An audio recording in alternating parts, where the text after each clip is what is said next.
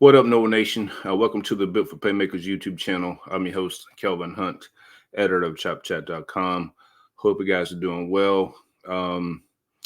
Man, I really struggle with how to do this particular podcast after uh, the game with North Alabama last night. Of course, if you watched the game, you know what happened with the injury to Jordan Travis, and that's mostly what this episode is going to be about. We'll delve into a little bit of expectations and going forward and all that good stuff, but really wanted to just kind of give Jordan Travis his flowers. Man, he's meant so much to this program. It's hard to even put into words. Like I said, I've been thinking ever since last night. I was just sick when I saw that. And the crazy part is, when I saw him running during that play, and Travis is such a warrior. He's trying to get extra yards, and in my head, I'm just like, go down, just go down. You got enough yards, go down. Same way I was feeling when he was running against Boston College earlier this year, and he kind of got nicked up there, and then when I saw the injury, I knew then, I was like, that doesn't look good, man, and I had just had all these different emotions, like, man, I just felt so bad for that kid, man, knowing everything he's going through. So let's go back to the very beginning, whenever he transfers from Louisville under Willie Taggart's staff, and for whatever reason, that particular staff, well, some of the people on that staff didn't really have any confidence in him. And if you've never played sports at a high level, it's kind of hard to grasp how important confidence is. I mean, I can tell you, like, coming out of high school, got a scholarship to play baseball. And I mean, obviously, I know I can play, right? I know I can play at a pretty high level. And I mean, you make, all county, all conference, all state, you play in these all-star games or whatever, and you get to college and it's, new players, and it's like, you still don't quite know. It's like, can I really play?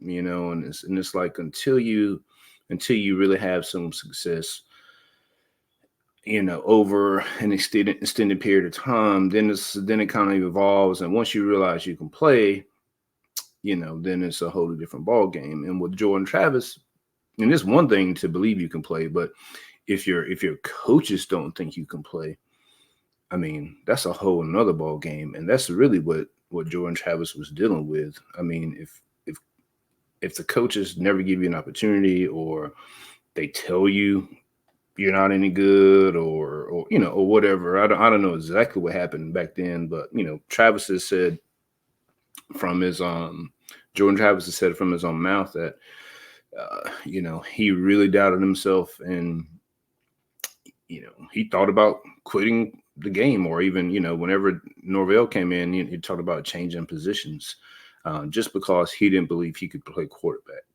right? So if you take it from there. And the first season that Norvell takes over, it's a COVID season. They don't, they have 3 spring practices, go home, don't have a summer camp or anything like that, don't really have a fall camp. And so you're trying to learn a new offense, and you don't believe in yourself, and you're still, you're still not the starter, because James Blackman is the starter during that season. And Jordan comes in and leads the team to a few victories there against Jacksonville State, against Duke, and whoever else they beat that year. And of course, you come into 2021 and you still have lingering effects of COVID, so you're still not getting quite the the same practices that you would get in normally. He's dealing with injuries. That was one thing too. He was always hurt back then, and it made it really difficult. If you're hurt and you can't practice, it's hard to develop and improve, right? Plus, he's splitting reps with Mackenzie Milton, and Jordan Travis he wins the job. But I can remember him in that Notre Dame game in 2021. And I can remember vividly there was a pass in the flats to, Jayshon Corbin, I think it was. And Travis literally overthrew him. I mean, he threw the ball like 13 feet high. And I remember saying to myself, like, how do you do that? You know what I'm saying? Like, how do you, I mean, he'll make a throw, he would make throws here and there, but then he would just miss throws. Like, I mean, it wouldn't even be, I mean, I could throw an underhand over there, and complete it. And to see where Jordan Travis, evolved from and where he went to, I mean, I don't think you can really understand. I still don't. If you'd said, hey, let's make a bet, go back to 2021 and say, hey, in 2 years, Jordan Travis is going to play at this level, I would have lost everything I had. I promise you, I would have bet it and be like, bro, there's no way that he would be able to ascend to the level that he did and to accomplish what he accomplished in that FSU uniform. I mean, it is it's special, man. It really is. That guy's special. And to see him go out like that on senior night, and man, it's not supposed to be that way. But he posted on social media earlier today, and typical Jordan Travis, it's like, hey, I got a smile on my face. God's got a bigger plan for me, and he's going to follow that plan. And I mean, I'm a man of faith, and I truly believe everything happens for a reason also. And so whenever you're looking at things that happen in life, for whatever reason, they happen, and at the time, a lot of the times you don't really understand why. And then it could be weeks, it could be months, it could be years later, and you look back and you're like, wow, that's why that happened, or this is what I learned, or that, going through that valley kind of, made me develop or understand certain things so that I could get to another point, in life or whatever, so kudos to Jordan Travis and for just being the guy that he is. I mean, he's there probably on morphine or something there in the hospital last night, and he's watching his guys, he's watching his brothers on his cell phone, and he watches Brock Glenn score his first college touchdown, and he's rooting for Brock Glenn. And Brock Glenn hits the little celebration that Jordan likes to do as a tribute, which is awesome to see. And then at the end of the game, whenever that coach from North Alabama, who, bro, talk about Bush League, call a timeout to kick a field goal and you're losing 52-13. Good on the FSU special teams for blocking it and running it back for a touchdown. Quindarius Jones, freshman, ran it back, and Jordan Travis is still watching on his phone and celebrating, the victory with his brothers. And that's just, and I think that's probably the thing that it just makes it even worse, right? It's like, I mean, you have such a good guy, does everything right, works hard. I mean, he's put in hours upon hours of just work to get to where he is. And I mean, he's probably not going to win the Heisman, but I mean, he probably, with a good performance in the next couple of weeks, probably couldn't have gotten an invite to New York, which, I mean, even getting that invite is just unbelievable considering where he was just a couple of years ago as a player, So, I mean, it's gonna, I mean, I don't even know. It's like last night, the game didn't even matter really after that point. I guess because you knew we probably were still going to win, even though they were down 13-0. But, but the next couple of weeks, you're going to look out there and and not see 13. And it's like, man, but at the same time, it is next man up, and you're kind of getting a preview of what next year will look like. And ironically, there's been talk over the last couple weeks whether or not FSU would pursue a transfer quarterback in the off season. And I think you're probably going to get a good indication of whether they need to or not over the next couple of weeks. I tweeted it last night, even before Tate Rodemaker got going, that I believe that FSU could beat Florida and Louisville with Tate at quarterback. And the reason why I said that is the FSU defense is among the best in the nation, and that defense is going to come to play. They've come to play every week, haven't allowed more than 24 points at any point this season. You still have some of the best skill position players out there with Keon Coleman, Johnny Wilson, Jaheim Bell, Morlock, and Trey Benson, Toafili, and we saw the depth at running back last night with Keziah Holmes, even CJ Campbell. Whew, man, when I didn't know CJ had wheels like that, man. That kid had an angle, and he outran the angle that kid had. I mean, props for that. Even Sam Singleton. I mean, he looked promising last night. And again, it's an FCS team, but but yeah. So thinking about the future, and whether Rodemaker's a guy or whatever, and it's really going to come down to Mike Norvell and the coaching staff, calling plays to his strengths. Obviously, Tate can spin it. I mean, he's got a cannon. I mean, he made some throws like last night that, in particular, the throw to Kentron Poitier. That throw is elite. I mean, it's on the other hash in a small window where only Kentron can get to it near the sidelines, and he puts it on the money.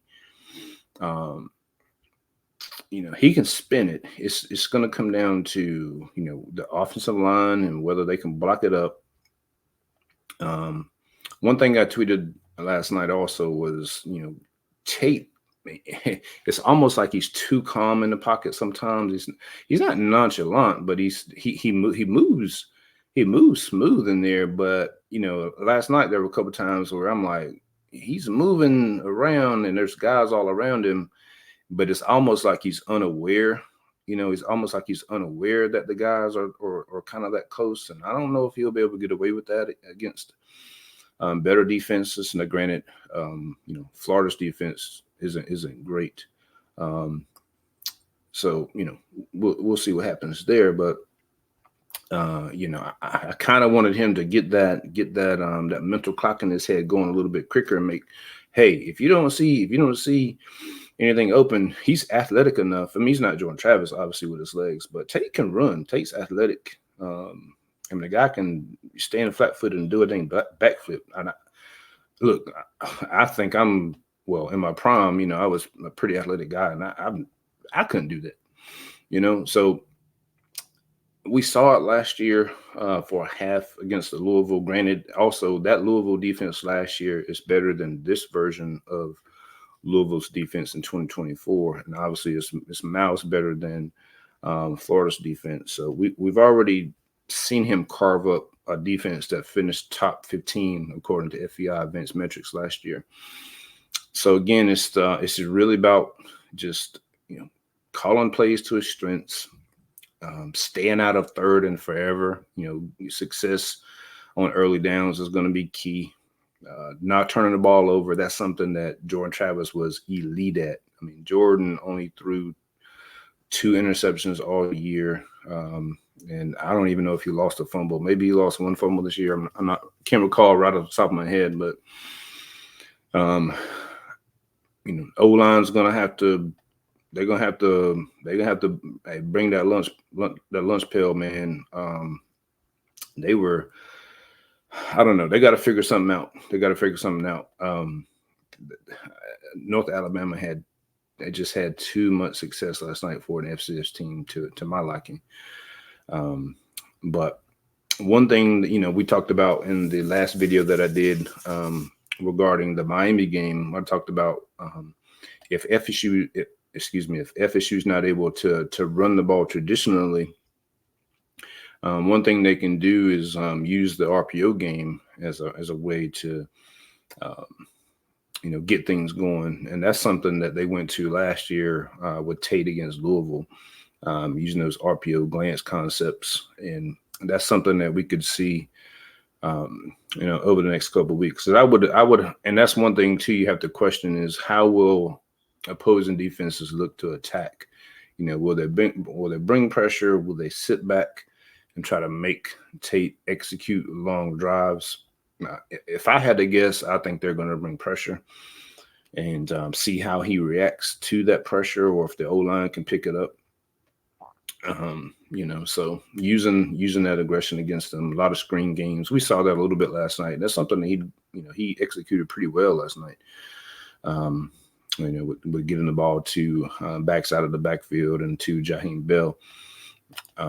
So I feel confident that FSU can win the next two games against Florida and Louisville, and if they do that, I know the talking heads or they're looking for ratings and talking about FSU won't make the college playoff if they're undefeated, and that's just not the case.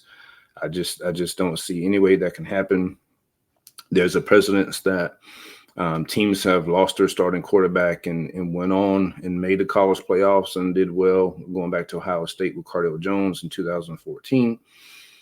And look, Louisville's ranked number 9, and they're going up against Kentucky next week, and I think they're 6.5-point betting favorites. And if they beat the Kentucky, they'll still be top 10. So you'll have a win over a Florida team who just played, Missouri Tough, who's ranked number 9 for now, or was ranked number 9, and then you'll have a win over a top 10 Louisville team, and you've already beaten LSU, who's still ranked, I think, number 14 or so, and that's better than anything Michigan has done all year. So the other games got to get played. Oregon and Washington will likely rematch, and I expect Oregon to beat Washington in that game. And of course, you have Michigan and Ohio State will play this coming weekend, so one of them will be eliminated.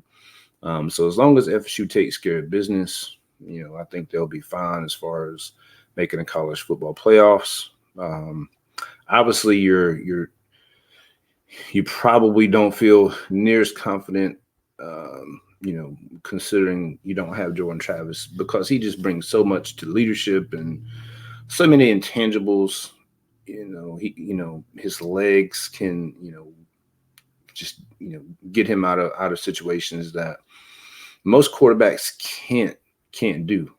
But you won't have those options. But we'll see. I think the next couple of weeks will tell us a lot. And if the offense is going to be different, it's going to operate differently. Probably going to look to spread teams out more, I would think, and get balls to the playmakers. And we saw that a bit last night. You saw a number of guys make plays once Tate got back there. I think the frustrating part for me was, just the offense. The first couple of drives against North Alabama, we had one first down on the first possession and then punted, and then we had a 3-and-out on the second possession. And it's like, man, why couldn't we get it going against North Alabama?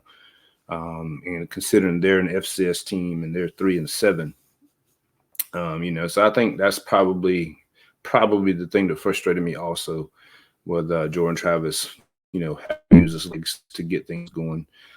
But look, you can't blame anyone. You can't blame Jordan. I mean, he's a warrior. He's out there trying to make a play. Can't blame the coaches, really. I mean, they probably spent last week preparing for Florida, which is common. Um, but I just look at it this way: things happen for a reason, and that's you know that was just going to happen, whether we wanted it to or not. It was going to happen, and it's just part of Jordan's journey in life, and it sucks. And but he'll be better for it, and you just hope that he'll have the opportunity to continue his career and have the opportunity to play at the next level. I think he earned that opportunity with all the work that he put in. At the time I'm recording this, nobody still knows exactly what the injury is, whether it's dislocated ankle, broken tibia, or dislocated you know nobody knows exactly for sure how severe the injury is, but obviously his legs were a big part of his game. But at the next level, he probably would have to rely on his arm more than anything, to have some sustained success. So, you just pray that he'll have an opportunity to heal up and have a chance to work out for some teams, um, and get an opportunity to play at the next level. That's the main thing. And not only, and even more importantly, you just hope that there's nothing major with that injury that affects his quality of life. Just depending on what it is. Like I said, I hate speculating. You know, you saw with Mackenzie Milton and the injury that he had, how you heard about how he almost lost his leg, and the nerve damage, and I think he'll probably have issues for the rest of his life, and that's why everybody was just so surprised he was able to come back and play.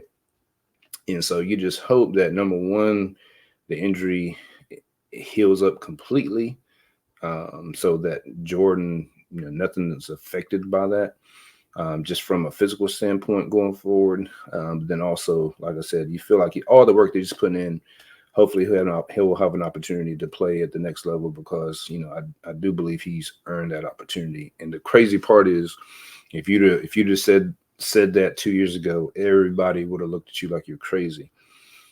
So that's the testament to Jordan Travis and the work that he put in. Testament to the coaching staff for instilling that belief in him, helping him build his confidence up. And the crazy thing is, we were in the same position with Tate Rodemaker a couple years ago. I mean, if you'd have told me that Tate Rodemaker would have come in that game against Louisville last year and lead FSU to victory, I'd have told you were crazy then too.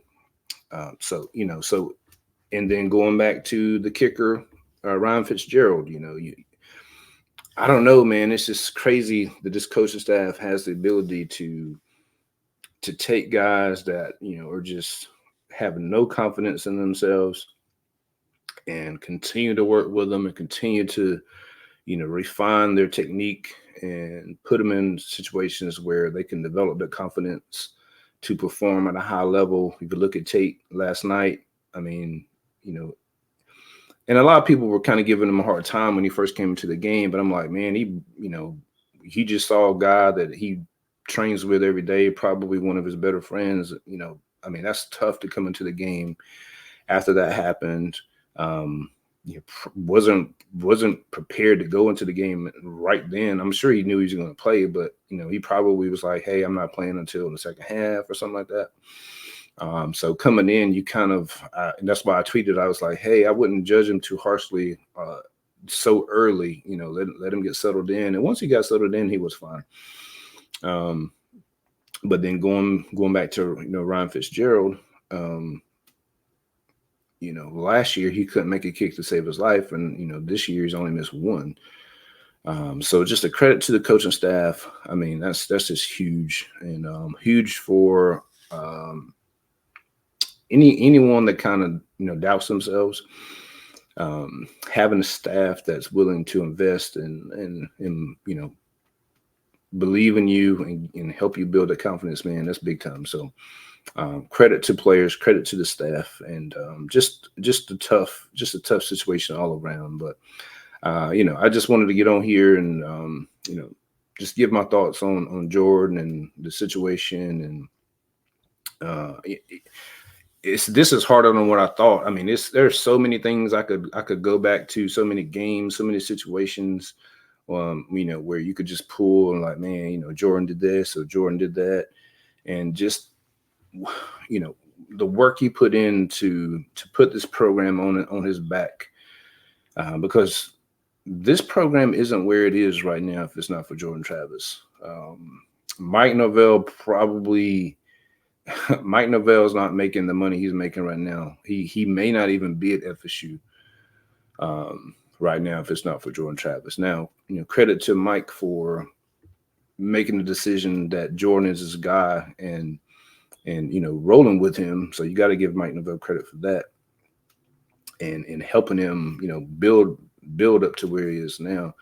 But man, Jordan Travis is one of the most important players in FSU history, considering where the program was just 2-3 years ago into where it is now, and then where it is ascending to, right? This program now has a foundation that you have depth at multiple positions. You have, one of the top recruiting classes in the nation coming, signing in about a month. And couple that with the guys that, they signed last year and whomever they'll get from the portal, FSU will be in a position to compete for a top 12 college football playoff next year and moving forward.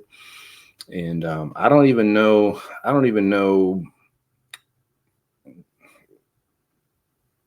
if there's a way to really describe how important Jordan Travis is. I mean, that's the crazy part. I'm just struggling with just putting words into, just thinking back over the years of how many games he impacted. And, if he didn't have the ability to scramble because our O-line was terrible and make plays out of nothing, if he wasn't as tough as nails and played hurt in a lot of games where he probably could have sat out and to give us a chance to win. I mean, even think back to the Florida game in 2021, he gets hurt, goes out, comes back in the game. He could have just stayed on the sidelines probably if he wanted to. But man, yeah, just, hey, I don't know if Jordan Travis ever see this, but man, if you do, hey, you got all of my respect and then some. Appreciate everything you gave to the program, and hopefully, I know he loves FSU with everything, and he should never have to pay for anything again while he's in Tallahassee. Everything should be on the house for that guy moving forward. He's an FSU legend, and man, I saw somebody ask, should his jersey be retired? And man, I wouldn't even. Man, that dude, the truth, so, shout out to Jordan Travis. Appreciate everything he did, man. But moving forward, I think FSU will be in a good spot. Like I said, you got a great defense, got playmakers. Just need Tate to not turn the ball over, not try to be something he's not. Need the coaches to put him in a position to be successful, and I think FSU will be fine. So we will get back on here and break down some footage of Tate probably in the next day or two. So be on the lookout for that. If you haven't liked this video, give it a like. Would appreciate it. Would love to reach more FSU fans. We're surpassed 1,900, like 1,929 subscribers, man. Go ahead and get on board. I want to be recording, obviously, throughout the season, playoffs, and all that good stuff. Recruiting off season will also be, covering baseball, some other things too. So make sure you subscribe. We have some great coverage coming from you guys, and really appreciate all the support you've given me since we launched this thing a couple months ago. It's been a lot of fun getting on here and talking ball with you guys. Unfortunately, this one was hard. Like I said, I really struggled all morning. I was driving from church, like, man, how do you even talk about this, right? But I just figured the best thing I could do is just talk about where Jordan's come from, what he's meant to the program, just how much he improved as a player. I don't think we'll see that much improvement from a player again. I mean, it's extraordinary what he did, and credit to him for all the work that he put in. But yeah, but that's about all I got, guys. And again, appreciate the support. And we'll be back, like I said, the next day or two as we look forward to the Florida game and Tate Rodemaker quarterback. I appreciate you. Peace.